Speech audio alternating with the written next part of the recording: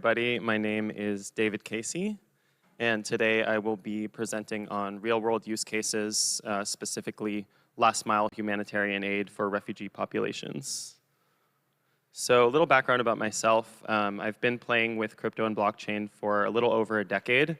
The first use case I found was while I was building my first startup, which was an Airbnb-style transformational experience booking platform with about 800 locations around the world, eco-villages, retreat centers, et cetera. And we were trying to find ways to off-ramp merchants in the global south from Stripe to local fiat. And we came across Bitcoin. It was like email for money, and that was about 2013, 14, and I was hooked. A year later, we started playing on the Colored Coins protocol, launching barter currencies on top of the Bitcoin blockchain. And eventually that evolved into something I launched in 2020 on the Celo blockchain called the Resource Finance Protocol. And that was a cashless, multilateral B2B credit clearing network, or in other words, asynchronous multilateral barter for businesses. I also work with Celo on the venture side as a scout, working with entrepreneurs building last mile fintech and payment solutions. More recently, I run two parallel sister brands called Funding the Commons and Earth Commons. It is a public goods funding event series incorporating conferences, residencies, and hackathons. And we just worked with Vivian and the Pagoda team on a residency in Chiang Mai that just closed out, late at the end of last month. So we work with builders, funders, and researchers, academics, and the public sector, bringing together conversations around how to better fund public goods. So, got very little time, so I'll skip over that. We've been looking at how to pilot blockchain-based public goods funding infrastructure in the real world, and we think that humanitarian aid for refugees are a very interesting use case for a few reasons. One, identity. Refugees are often stateless, as you've heard from the last speaker. Banking, financial inclusion, access to the financial system, opportunities to access money, income, aid, et cetera, in cash and not vouchers. Safety, storage of transport across borders during conflict, and archiving, as you also heard in the last talk. We think that refugees also help solve use case issues for the blockchain industry at large. I think blockchain has a lot of interesting potential use cases, but it hasn't delivered on many of them over the past decade. So briefly going into a couple pilots, we are just completing the first one in Uganda, where we funded 2 music studios using the Bitcoin blockchain, actually, which we hadn't used in a few years, and interesting to retouch it and see that it is kind of the place of most liquidity in parts of Africa still. We are building 2 music studios, and these music studios are starting to produce music songs that we have a plan to mint as stories and share with the world, which I'll tell you more about in a minute. There is some pictures of the studio and the activities. This is a Burundi refugee community in Uganda.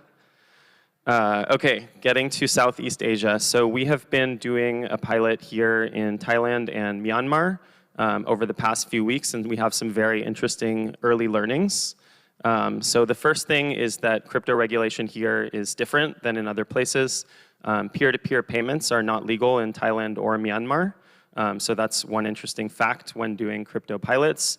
Ethereum mainnet does not have direct off-ramps into fiat, but the Stellar ecosystem does, and that makes it compliant inside of Thailand. In Myanmar, the areas of the country that are not under government control don't have regulation at all, essentially, except that to be sanctions compliant, according to the US, you can't deal with any military entity on the Burmese side. So the other challenges in Myanmar are vast. The government is bombing internet cafes. You guys asked for real-world crypto, so here it is. And they have undercover agents arresting P2P off-ramp and liquidity providers. So It's a pretty gnarly environment to work in terms of crypto humanitarian aid, and more learnings to come soon. Upcoming, we have a pilot with the Celo ecosystem in Africa that we're preparing right now. And where is this all going? So we are working with Kickstarter's new crowdfunding protocol, which is being launched on the Celo blockchain early next year. And we are building a decentralized crowdfunding and storytelling platform for refugees around the world to crowdfund for infrastructure, and specifically infrastructure that trains them how to generate media, videos, music, journalism, art, etc. So if that's interesting to you, please come talk to me. David Casey, thank you. Thank you, David. Interesting. Anyone, any audience with a question for David? It's really amazing seeing the project growing over the past couple of months. It's very new, but solving real world issues is something I feel like we all have in our heart. Really appreciate that. Any questions from the audience? One over there. Oh, let me try. Oh, okay, I'm sorry. Thank you, sir. Thank you so much. Yeah, you were talking a bit about the P2P payments being illegal, but then how is it being executed? Like how do they work around this? Because I guess then that means mobile app stores are also not compliant, or like they would not allow apps like that. What are the workarounds? How can you actually execute? Do you mean in Thailand or elsewhere? Yeah, you said, I think Thailand, Myanmar, it's yeah, illegal? In Myanmar, more than, I don't know, half the country is not under the control of the government, and the military government in Myanmar is actually not recognized by the US government. So compliant crypto actually means not dealing with the government and building KYC systems that can exclude military actors. So that's kind of like a reverse compliance, which is a really interesting situation.